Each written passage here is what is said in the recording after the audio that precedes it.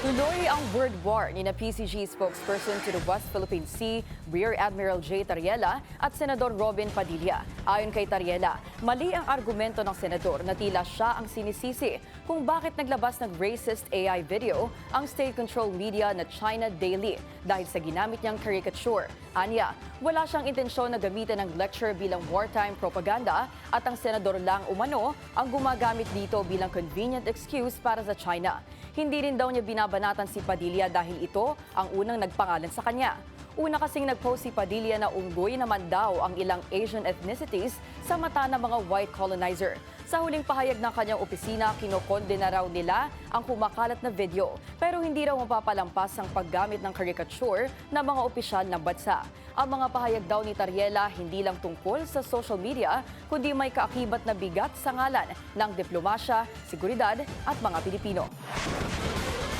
Kaugnay ng balitang yan, makakausap po natin si PCG spokesperson to the West Philippine Sea, Rear Admiral J. Tariela. Good evening, sir, and thank you for your time. Hello, magandang gabi sa iyo at magandang gabi rin sa inyong mga taga-subaybay.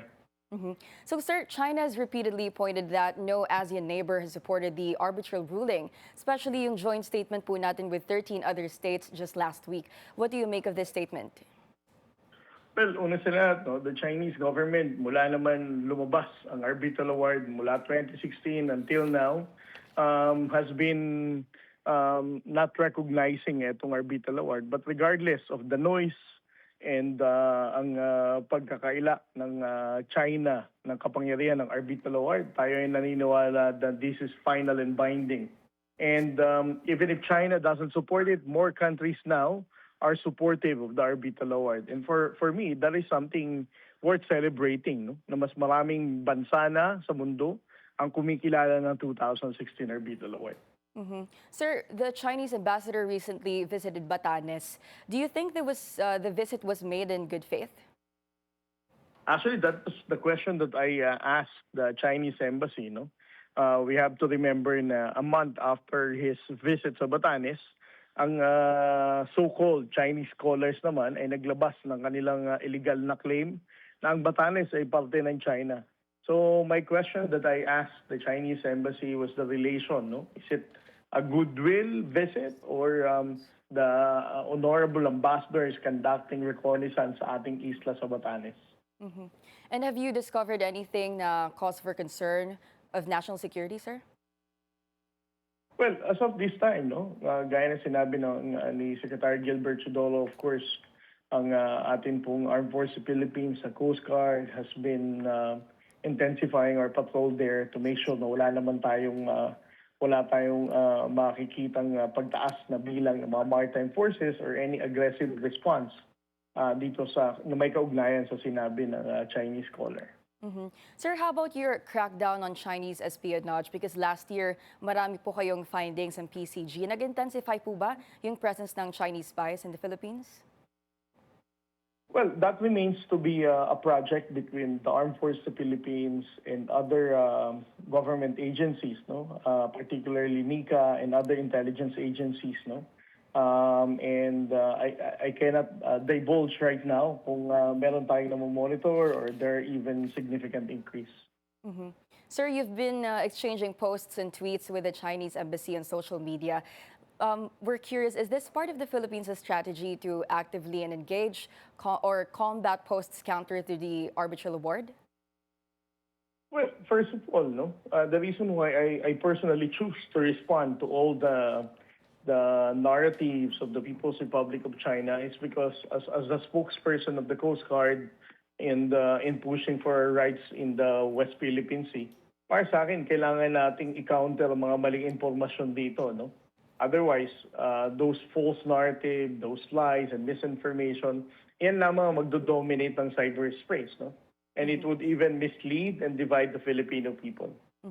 Sir, following your latest post quoting Senator Robin Padilla, what part of your statement did you say the senator failed to understand? Well, nakatatlong post sa Senator Robin Padilla, no? And para sa akin, yung sinabi niya kasing in English niya na daw, hindi ko pa rin naintindihan. So I really don't know what he meant by that. And secondly, kaya nga nire-reiterate ko my last post this morning, no? to explain na ang dahilan why I responded is because I don't believe that we are monkeys, in which he said na sa pananaw niya ng white supremacists daw, ng mga puti. But again, that's not the issue. No? That's why I highlighted it. Na ang pinag-uusapan natin dito is the video did and publicized by the Chinese government.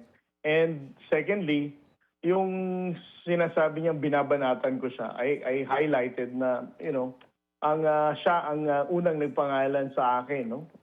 I don't intend to attack anybody na nagkakaisa tayo pagdating sa paninindigan sa West Philippine Sea. But I always correct those statements na tila nag-undermine ang ating laban sa West Philippine Sea. Sir, kung mag-respond po ulit si Senator Padilla, will you still engage the post of the senator? Well, for me personally, I think I have already said my piece and there's no reason for me to respond anymore. Para sa akin, it's already with finality. Kung anong nasabi ko ngayong umaga, I have already clarified it. And again, I don't have personal issues with Senator Robin Padilla. I just wanted to highlight na hindi tayo, I'm not accepting the statement that we are monkeys. Para sa akin, that is something that has to be corrected. Sir, last question. Are you hopeful that we'll finally have a legally binding code of conduct for the South China Sea? Well, that is the hope of our president and the national government, of course, sa pamumuno ng ating Secretary of Foreign Affairs, considering that we are the ASEAN host right now. We are all hoping and we are praying na magkakaroon tayo ng maayos at binding na COC na magre-result ng mas mapayapang pakikipag-ugnayan sa China at sa other ASEAN claimants ng South China Sea.